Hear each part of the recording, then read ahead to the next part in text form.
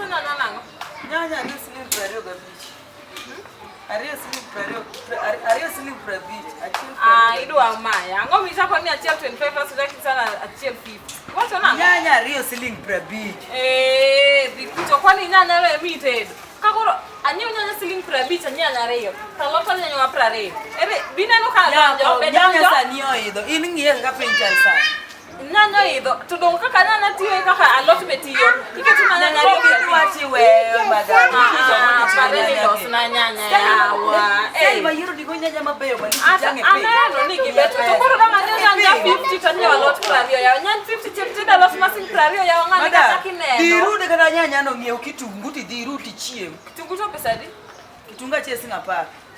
Kara wuondi ni mia kitungu ti usana nyanya para si wuondi ni mia kitungu nikech nyanya ok dang' anyiew. Madam jango ka mi kitungu nikech ambe ok ayud gi nono. Dongo ni wuond achuli.